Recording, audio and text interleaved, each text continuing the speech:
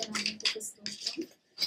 இன்னைக்கு என் ஆண்டவர் எங்க உங்க மத்தியில சாட்சியா வச்சிருக்கிறது வந்து அவருடைய சுத்த கிருபை. யாருக்குமே இந்த நிலைமையில ஒரு அம்மாவா இந்த இழப்புல இப்படி ஸ்ட்ராங்கா உங்க முன்னாடி இருந்து பேசுறேன்னா அது வந்து ஆண்டவர் கொடுத்த அந்த பலன் தான், வேற எதுவுமே இல்லை. Not a mother cannot stand so firm and talk to you all in this great loss, but my Lord who is living today, the living Lord Jesus, He has given me the strength to share this testimony with you all.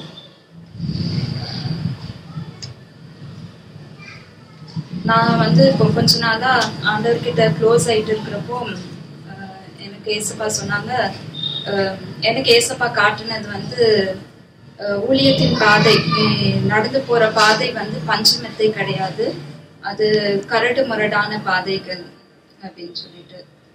அப்போ நான் ஏசப்பா கிட்ட ஒண்ணு கேட்டேன், எப்படி ஏசப்பா கரடு முரடான பாதை, எனக்கு நல்ல ஃபேமிலி கொடுத்துருக்கீங்க, நல்ல loving in-laws, loving husband, and I've been blessed with a beautiful two boys அப்படின்னு சொல்லிட்டு ரெண்டு நல்லா கண்மணியான பிள்ளைங்க கொடுத்துருக்கீங்க, எப்படி அது வந்து கரடு முரடான பாதை நீங்க சொல்வீங்க அப்படின்னு சொல்லிட்டு கேட்டுட்டு இருந்தேன்.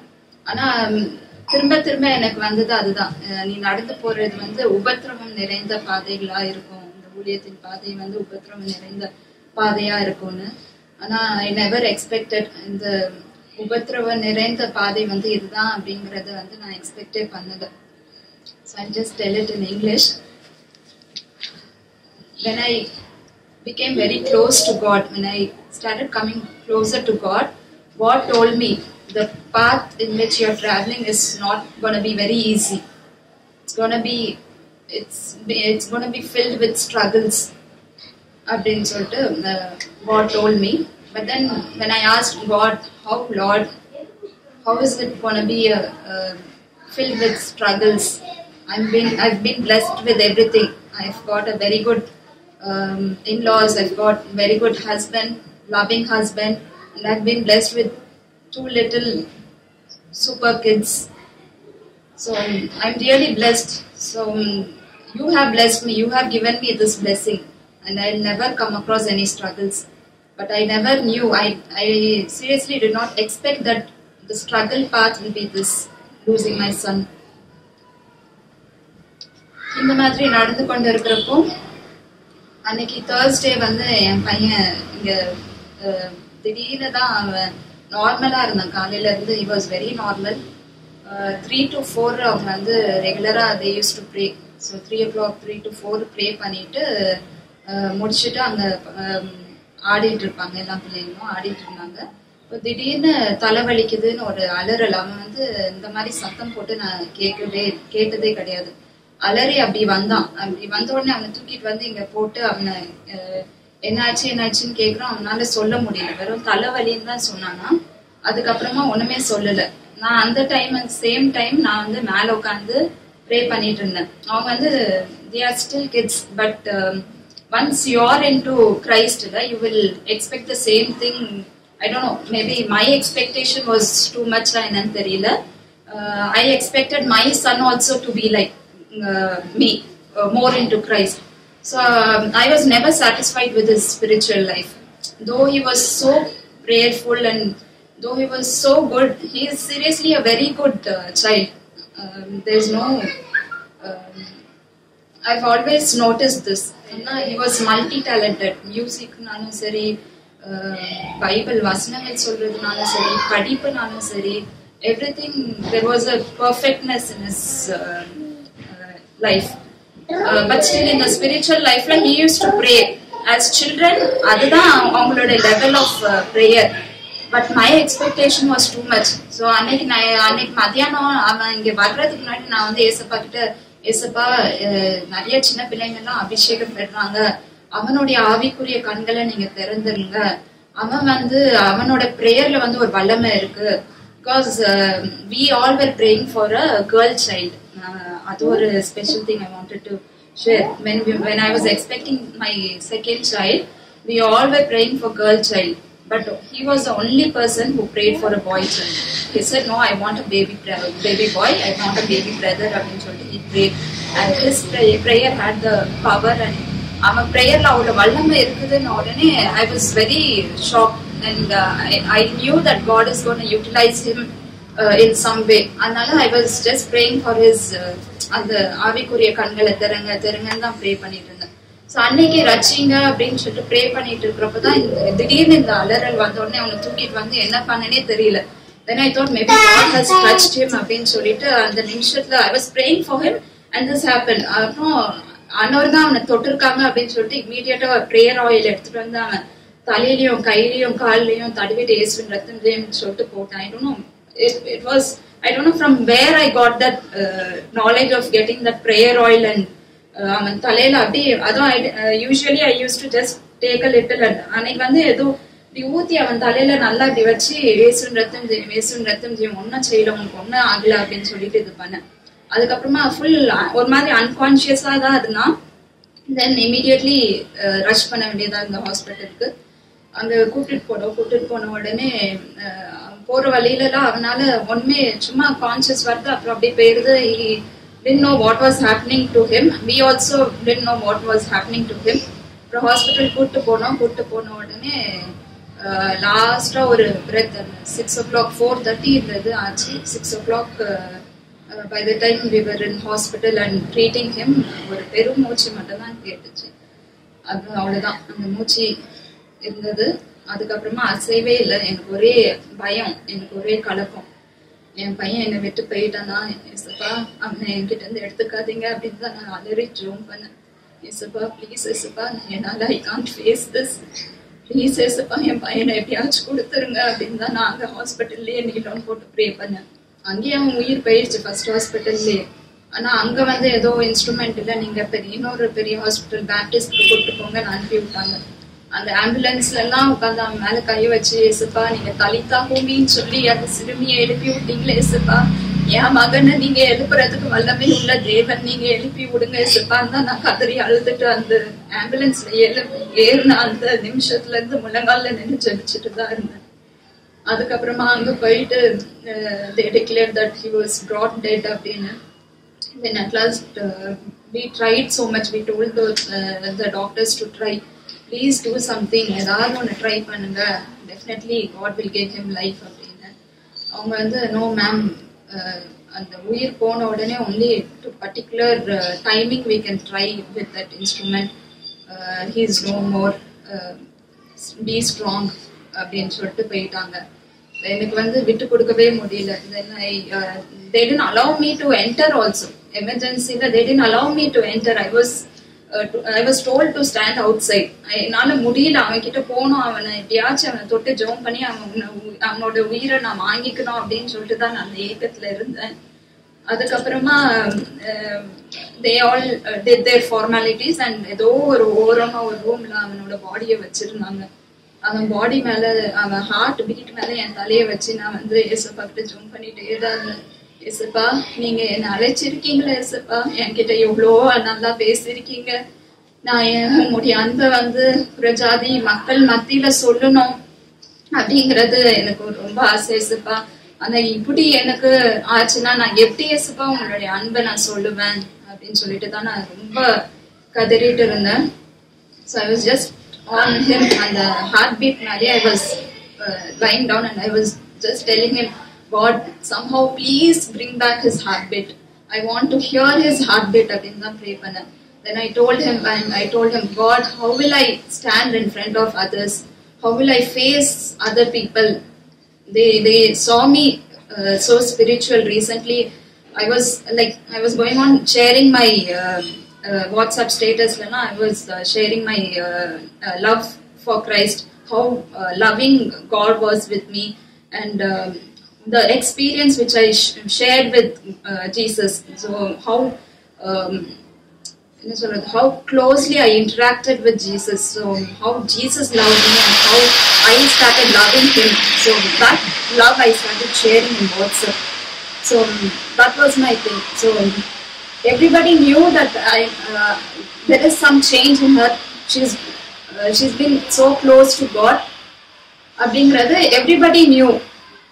Then how I'm gonna face such people? So they will definitely say she was so much behind Christ and now see what has happened. So they will definitely stand in front of me and then they will question me. How will I face them? Lord, please give his life. Please give his life. அப்படின்னு தான் pray பண்ணேன். Then after that எனக்கு ஒரே ஒரு realisation வந்துச்சு. ஆண்டவருடைய சித்தம் இல்லைன்னா அதை வந்து நம்ம கேட்டு பெற்றுக்கொண்டோம்னா அதன் பின் விளைவுகள் வந்து ரொம்ப மோசமா இருக்கும்.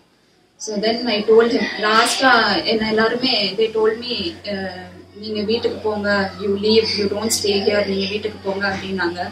என்னால அவன் பாடியை விட்டு எப்படியாச்சும் அவன் இந்த ஹார்ட் பீட் வந்து நான் அவனை தூக்கிட்டு போகணும், அவனை அரவணைச்சிட்டு போகணும்னு தான் என்னுடைய ஆசையா இருந்தது.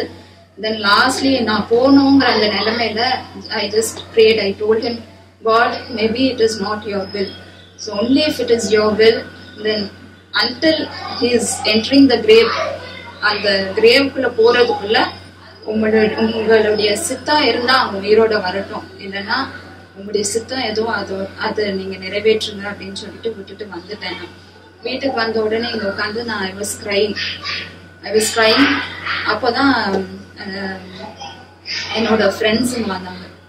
ஃப்ரெண்ட்ஸுங்கெல்லாம் வந்து என்னோட க்ளோஸ் ஃப்ரெண்ட். எப்பவுமே அவளுக்காக பாரத்தோட நான் ஜோம் பண்ணது உண்டு. எப்பவுமே I used to think I have to share the gospel to her because she is my close friend. When God comes and takes us with him, I never want to see my friend to be left out. I want her, she is my close friend, I want her also to come along with me, but she doesn't know the love of Christ அப்படிங்கிற அந்த இது இருந்தது. So I don't know from where I got that strength to share the gospel at that moment of my son being lost. My son is declared dead. And the time la, I don't know from where I got that spirit. My 3 friends came and they were consoling me. Me being instead of me getting consoled, I was consoling them. I just held her hand and I told her, don't cry. Why are you crying? He's in heaven. He's in the lap of Jesus. I'm 100% sure that he is in heaven and he's very happy there. Don't cry. He's happy there. அப்படின்னு சொல்லிட்டு I was consoling her. So I don't know எங்கேருந்து அந்த இது வந்ததுன்னே தெரியல. அவளுக்கு அன்னைக்கு வந்து சொன்னேன் அந்த இது. அவ தேம்பி அல்றா, எப்படி நீ இவ்வளோ ஸ்ட்ராங்கா இருக்க அப்படின்னா, ஐ ஹாவ் என்னோட இயேசுவின் அன்பை நான் வந்து ருசிச்சிருக்கேன். I have tasted the love of Christ. I know he is the real God.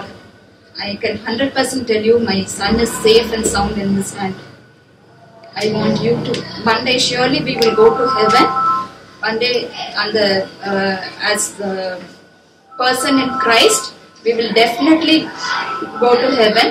That time I want you to accompany me. I want you also to be with me to see Jordan in heaven. I told her. They were actually shocked to see me in that faith.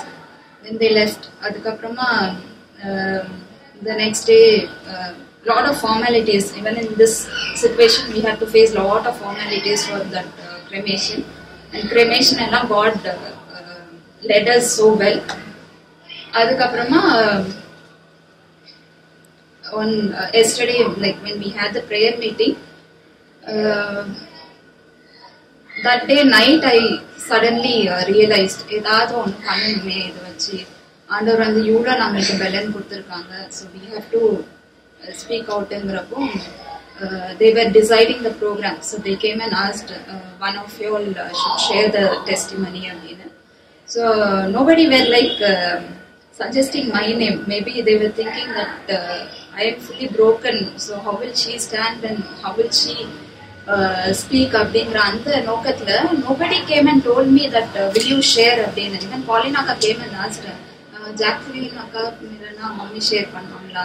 So I was expecting her to ask whether you will share அப்படிங்கிறது. அதுக்கப்புறமா then I told God அந்த time I was just talking to him.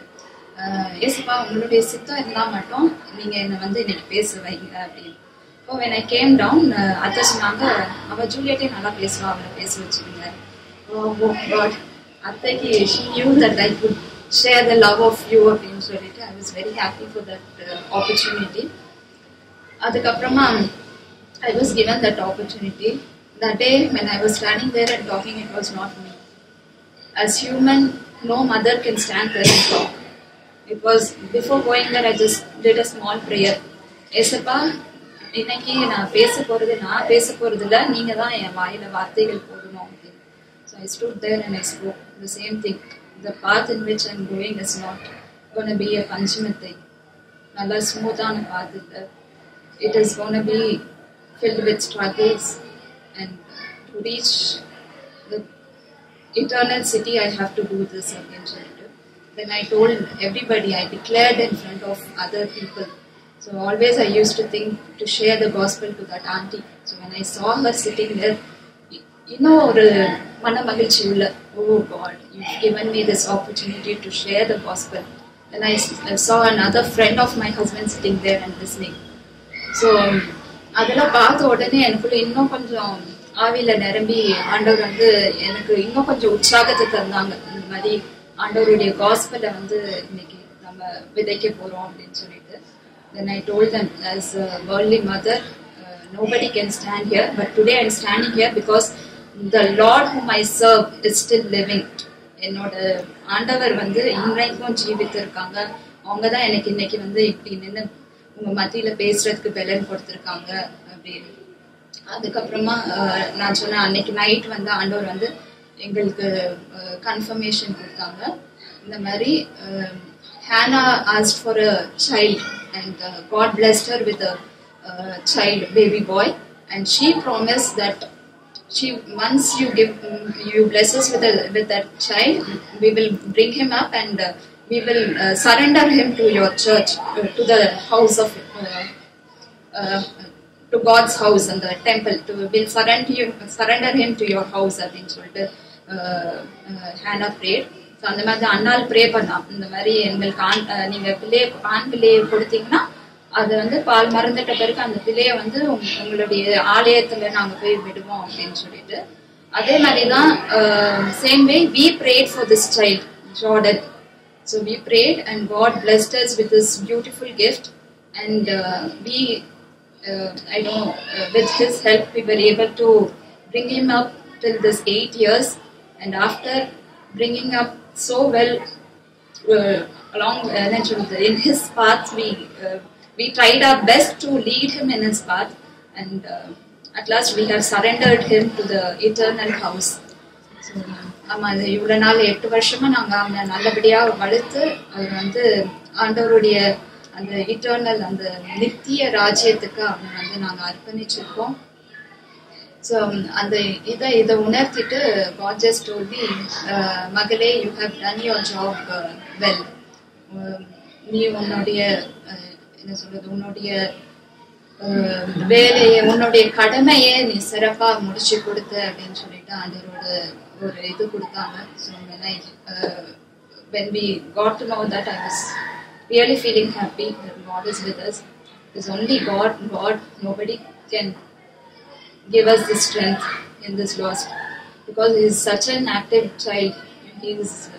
அவனுக்கு வந்து படுக்கிறதே பிடிக்காது, அவ்வளோ ஆக்டிவா ஓடிட்டு இருப்பான், ஆடிட்டு இருப்பான். Each and everything when you see it will remind you about him. But today we are so strong because God has given that strength to face this situation. இன்னொன்னு I just wanted to say, இந்த இழப்பு வந்து I'm 100% sure that Jordan is in heaven. He is there in heaven, so we will see him face to face one day. So இதுதான் எங்களோட நம்மளுடைய நம்பிக்கை. நம்ம வந்து முகமுகமா அவனை வந்து கண்டிப்பா தரிசிப்போம். அதுக்காக நம்ம என்ன பண்ணணும் அப்படின்னா, it will happen only in his second coming. So அதுக்காக God has given us one important duty. I want each and every sisters and brothers who's involved in ministry to support me in this. That is, only when the gospel is preached all over the world, his end is going to come. So we have to preach his gospel. உங்களுக்கு opportunity கிடைக்கிறப்பெல்லாம் just share the love of God. We have tasted his love enough, so we know what is his love.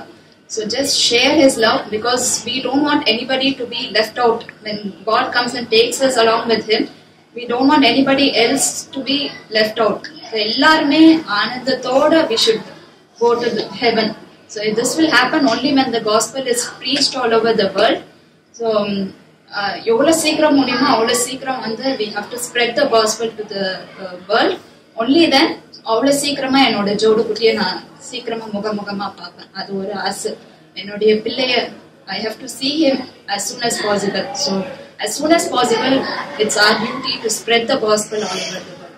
So that is a small request from all of you. All glory to God. Thank you so much. Praise God.